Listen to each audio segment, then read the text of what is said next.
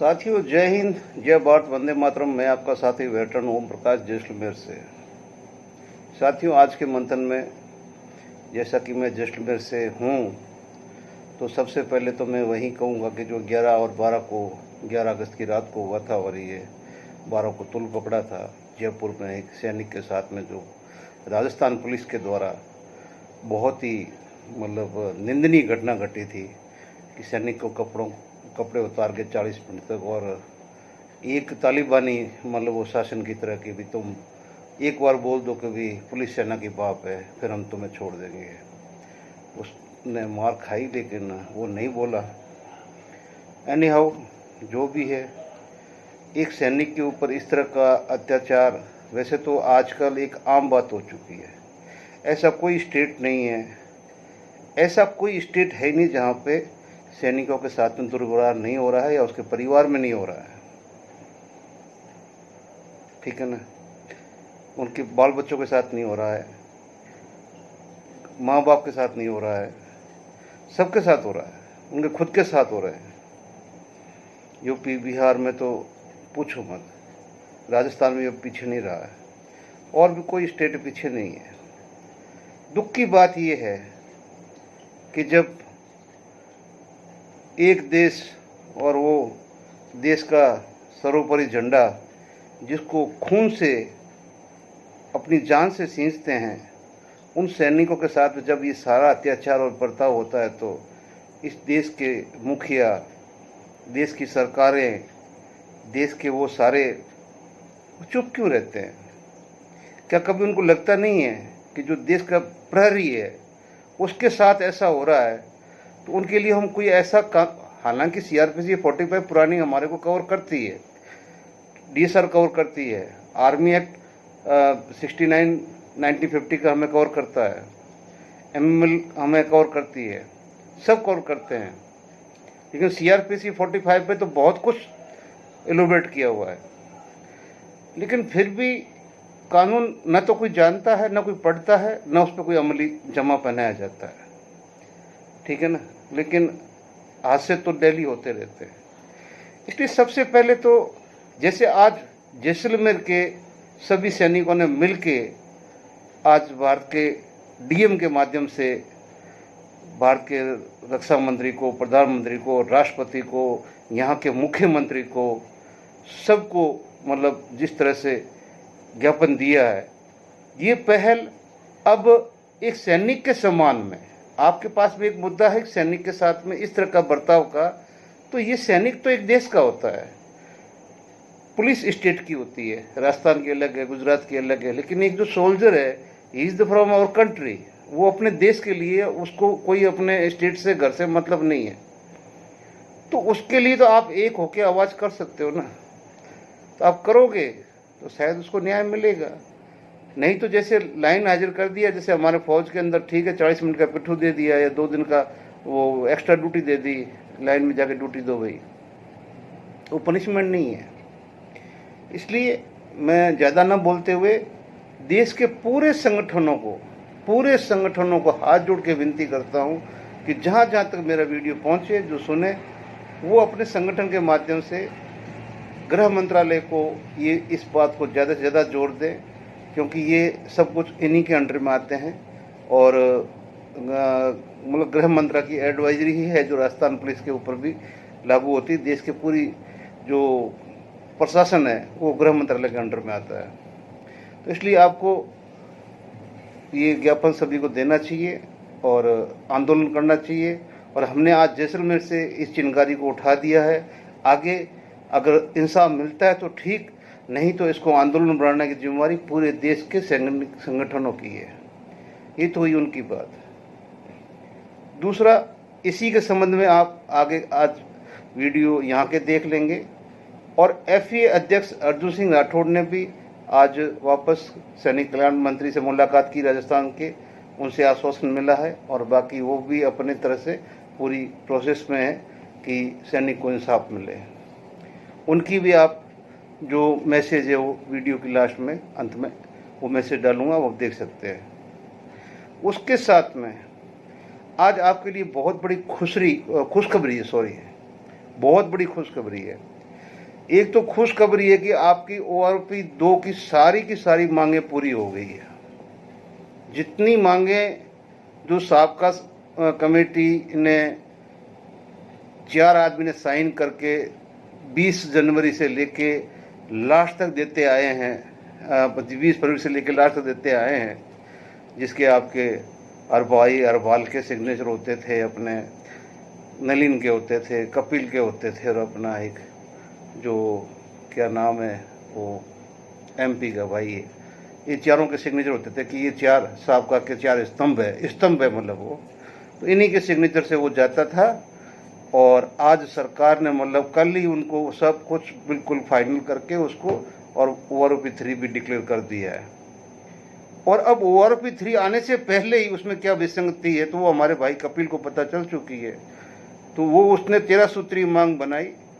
और जैसे हमारे मोदी जी का भी वही अपना है कि भाई एक अकेला सब पे भारी, तो वैसे ही हमारे जो कपिल भाई है ये सब पे भारी है, ठीक है ना। और इसमें कुछ शक भी नहीं है, मैं इनको साधुवाद दूंगा कि जैसे इन्होंने ORP 2 हमें दिला चुके हैं, ये ऐसे ही ORP 3 भी हमारे को दिला देंगे। आपको सिर्फ विश्वास इतना ही करना है कि अपनी आशा को कभी भी आप YouTube से हटाना मत। YouTube से अपनी आशाओं को बिल्कुल पीछे मत मोड़ लेना, मुंह मत मोड़ लेना। ये YouTube आशाओं का जखीरा है और आशाओं की संपूर्णता यहाँ YouTube पे होती है। केंद्र सरकार अगर आपको कुछ दे भी देगी, आपको पता नहीं चलेगा ना, ठीक है ना। तो आपको पता कहाँ चलेगा? YouTube से, ठीक है ना। तो YouTube देखिए और पैसे पाइए, YouTube देखिए पैसे पाइए। आपका हक ORP 2 फिनिश मिल चुकी है, सारे फैसले हो चुके हैं और 3 केंद्र। अब इसमें आपको एक मजेदारी की बात और भी बता दूं कि प्रगट सिंह ने संन्यास ले लिया है, भाई कपिल ने बताया है।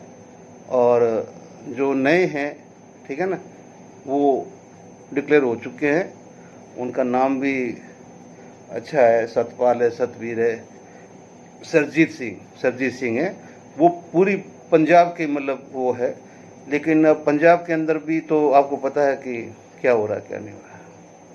खैर कोई बात नहीं।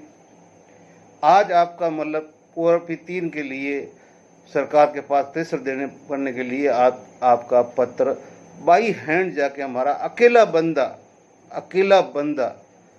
आप सोचो कि प्रधानमंत्री को, रक्षा मंत्री को, राष्ट्रपति को और यहाँ तक कि राहुल गांधी के ऑफिस में जाके भी, पर्सनल कांग्रेस के ऑफिस में देके भी आ गया है। उसके लिए आप सभी तालियां बजाइए और उम्मीद कीजिए जैसी ORP 2 उन्होंने दिलाई है वैसी आपको 3 दिला दे। क्यों कि उनके सिवा, इस एक आदमी के सिवा आपको ORP दिलाने वाले अगर आप देश के किसी संगठन में भरोसा करते हो तो ये आपकी गलती है, आपकी गलती है। आप बस इस एक बंदे को पकड़ लो। ये बंदा आपको जैसे 2 कंप्लीट करने के बाद में तीसरा उसने स्टार्ट किया, श्री गणेश किया है, तो ये भी मिलनी तय।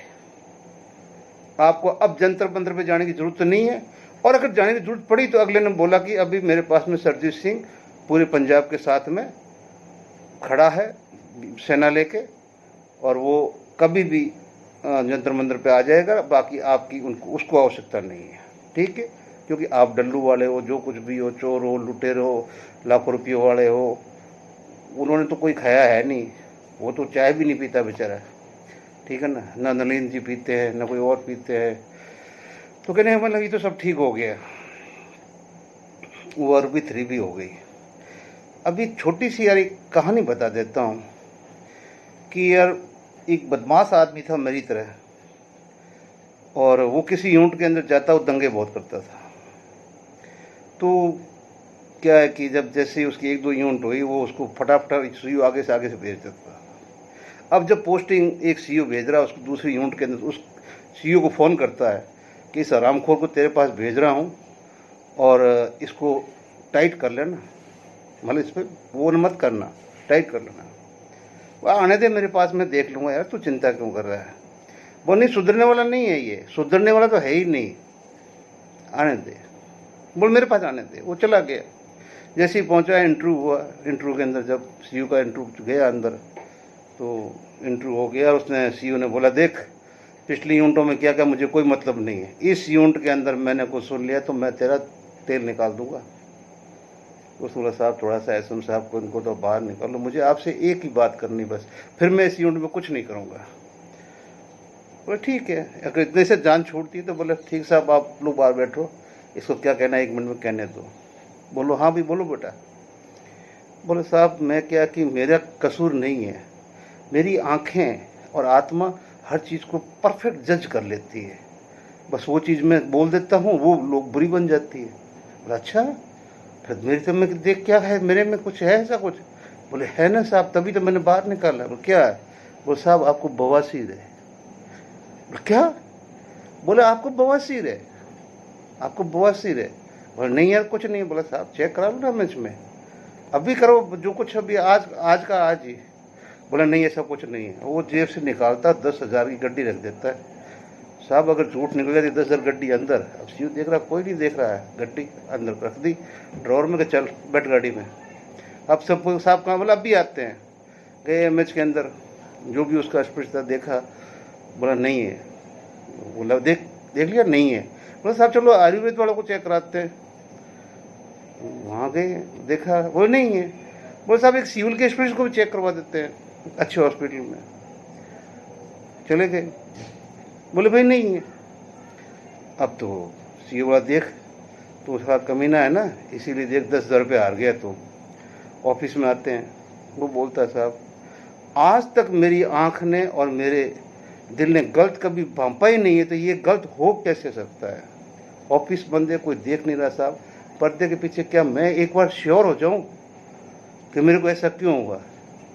बोले क्या करना है? बोला मैं सब देख लेता हूँ, क्यों नहीं है, मुझे लग रहा कैसे हो सकता है। ठीक है आजा पर्दे के पीछे। उनको क्या? बोला पेन कचरा निकालना, देख ले भाई, हम वैसे भी जब भर्ती रहता हमारा मेडिकल होता ही है, तो इतना कहाँ रहता फौजी में, इतनी रहती सर। तो उसने अपनी अंगुली से ऐसे घुमा के बोला कि साहब नहीं है, आपको नहीं है। तो आ गया भाई। जैसे ही वो बाहर निकला उसने उस सीईओ को फ़ोन किया, देख उस आरामी को तूने मेरे पास भेजा था ना, और मैंने आते ही ऐसा उसको आज सबक सिखा दिया। अरे बोले किया क्या तूने? बोले करना क्या था? वो मेरे से जिद किया 1 मिनट के, बोले मुझे कोई बात करनी, बात की ऐसी बात की कि वो सच निकला नहीं, और उसने 10,000 की शर्त हार के और 10,000 मेरे ड्रॉर में पड़े हुए। अरे बोले साहब वो मेरे से 20,000 की शर्त लगा के 20,000 ड्रॉर में अपने में रख के गया था कि साहब यहाँ रख दो, जीत जाऊंगा तो मेरा आदमी लेके भेज देगा यहाँ से, और हार जाऊंगा तो यहाँ से निकाल के वापस दे देगा आपको। तो वो तो 20,000 जीत गया। बोले वो कैसे? बोले वो ये कह के गया था साहब कितने ही फ़ोन कर लो आप, मैं जाते ही उसके पीछे उंगली दूंगा। तो ये जो मेरे भाई की जो ये उंगली है ना, ये उंगली वो वही काम करती है, ठीक है ना, जहाँ पहुँचती है वहाँ ये बवासीर चेक करती है। तो ये ORP 3 का फॉर्मूला मैंने आपको दे दिया, और आगे आप हमारे जैसलमेर का भी देखिए, हम लोगों ने किया, आप सभी भी कीजिए। एक सैनिक के इंसाफ का सवाल है, पूरी सेना की बेइज्जती का सवाल है, और साथ में FE अध्यक्ष को भी सुनिए वो आपको क्या संदेश देते हैं। जय हिंद, जय भारत। मिलते हैं अगले वीडियो में। होगा 110% पूरे भारत में होगा ये कोई भी सैनिक तो उग्र आंदोलन राजस्थान का है, ना बिहार का, ना बंगाल का है। पुलिस भी है तो अपने अपने स्टेट की है, लेकिन सैनिक तो पूरे देश का है ना। सैनिक के सम्मान में लोग खड़े, और इनका कहना है कि अगर समय रहते जो है कार्रवाई नहीं की गई तो ये लोग उग्र आंदोलन करेंगे, और इन्होंने कहा कि नियमों का जो उल्लंघन हुआ उसको देखते हुए उचित कार्रवाई की लगातार मांग की जा रही है। पंजाब सैनिक भी जैसे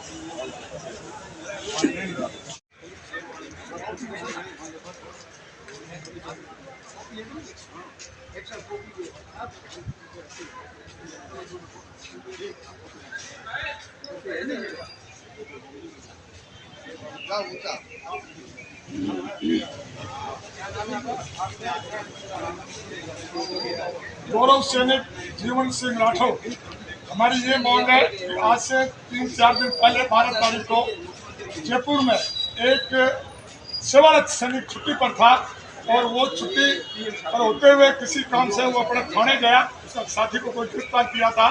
तो जो जयपुर थाना है, शिपरा थाना है, उन्होंने उस जवान के साथ में मारपीट की और उस जवान को नग्न अवस्था में उसके कपड़े उतार करके उसके साथ में मारपीट की और उसके साथ अभद्र व्यवहार किया और उसको यहाँ तक बोला गया कि तुम ये बोलो कि पुलिस है वो सेना की बात है। तो हमारा यही मांग है कि एक सेवारत सैनिक या एक गौरव सैनिक एक समान होता है।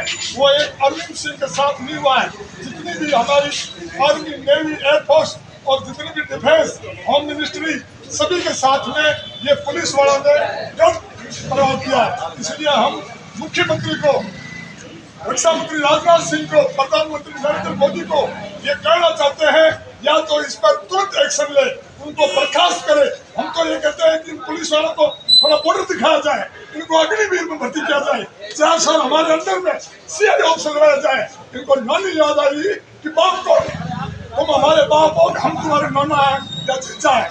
इनके बाद रोज 4 दिन से हम लोग बिल्कुल इस बेचैन हो रहे हैं कि हम देश के लिए लड़ते हैं। हमारे ताबूत में हमारी डेड बॉडी आती है वतन के लिए और हम भारत माता के लिए लड़ते हैं, और ये पुलिस हमारे साथ में ये बर्ताव किया है। उनको तुरंत प्रभाव से बर्खास्त किया जाए, उन सब पांचों को, नहीं तो आने वाला दिन में हमारे लिए दिल्ली और जयपुर कोई दूर नहीं है। हम वो करेंगे। ये जैसलमेर जिला है, सीमावर्ती जिला है, यहाँ की आग लगी हुई बुझेगी नहीं। मैं यही कहना चाहता हूँ। और भजन लाल जी जो कि गृह मंत्री है, अभी तक मौन क्यों है? हम उस मुख्यमंत्री को कहना चाहते हैं कि आप मौन धारण मत करो। राज्यवर्धन सिंह राठौर पहले सैनिक है, फिर मंत्री है, उसने सही एक्शन लिया है। हम राज्यवर्धन सिंह की सराहना करते हैं, वो सैनिक गृह मंत्री है, इसलिए हम मुख्यमंत्री को कहते हैं कि वो गृह मंत्री है, इस पर तुरंत प्रभाव से एक्शन ले। अगर समय रहते कार्रवाई नहीं तो क्या आगे क्या करेंगे? आंदोलन देश में आंदोलन हम पूरे देश में पहले हम जयपुर कोच करेंगे, उसके बाद में हम दिल्ली कोच करेंगे। भारत माता की जय, भारत माता की जय, वंदे वंदे मातरम। सैनिकों का अपमान, सैनिकों का अपमान। राजस्थान पुलिस मुर्दाबाद, राजस्थान पुलिस मुर्दाबाद, राजस्थान पुलिस मुर्दाबाद, जयपुर पुलिस मुर्दाबाद। गद्दारों को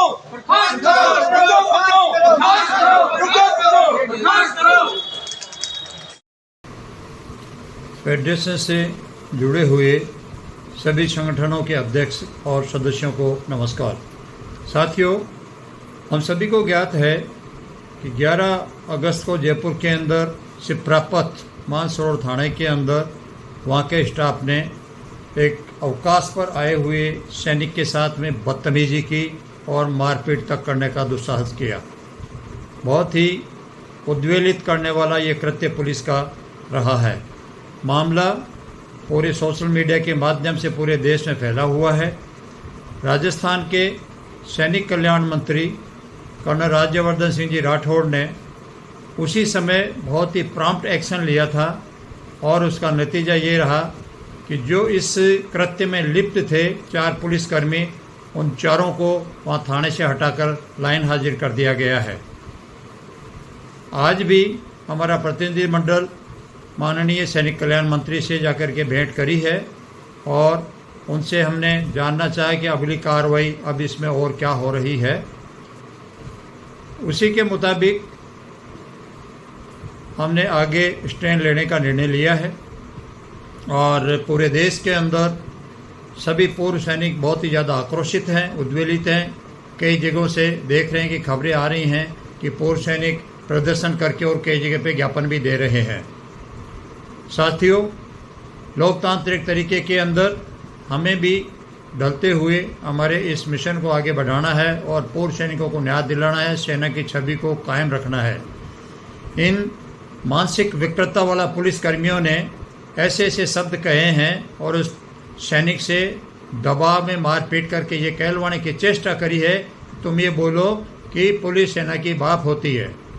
मैं सैल्यूट करता हूँ उस सैनिक को कि उसने इतना प्रताड़ित करने के बावजूद भी सेना के डिग्निटी के लिए लड़ता रहा, खड़ा रहा और अपने मुंह से ऐसे शब्द उसने नहीं कहे। बहुत ही एक सराहनीय रोल उस सैनिक का रहा हुआ है।